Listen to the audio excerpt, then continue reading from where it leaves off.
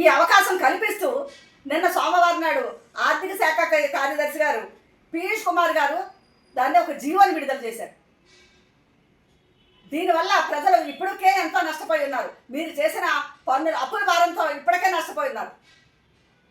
రాజధాని పేరిట ఇక్కడ రాష్ట్రంలో జరుగుతున్న, ఇక్కడ మనకి అమరావతి పేరిట జరుగుతున్న అరాచకం, దాని దగ్గర తీసుకున్న అప్పులు, ఆ రైతుల దగ్గర నుంచి లాక్కున్న ఈ భూములు, ఇప్పుడు దాకా ఎన్నో ప్రైవేటు భూములు అమ్మేసినవి, ఇవన్నీ కాకుండా తిరిగి ఈ సేవలకు కూడా యూజర్ ఛార్జీలు ఉపయోగించి ప్రజల నెత్తి మీద భారం మోపాలనుకోవడం ఇది చాలా దారుణం.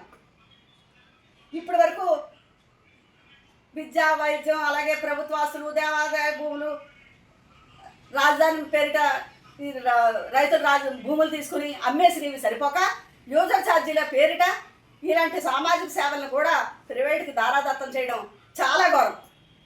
కొన్ని పెద్ద విషయాల్లో ప్రైవేటు పరంగా వాళ్ళకి పీపీపీ ద్వారా ఇచ్చారంటే రాష్ట్రం అభివృద్ధి చెందుతుంది వాళ్ళ భాగస్వామితో, అంటే అది తప్పులేదు. ఇది కాదే ఇప్పుడు మీరు చేసే పని ఏంటి? సామాజిక పరంగా చాలా అందరికీ కావలసిన ఈ వ్యవస్థల్ని, వీటిని అన్ని ఈ రంగాల్ని మీరు ప్రైవేటు పరం చేసి వాళ్ళకి యూజర్ ఛార్జీలు వసూలు చేసి వాళ్ళని పెద్దవాళ్ళని చేయడం ఎంతవరకు సమంజసం అండి?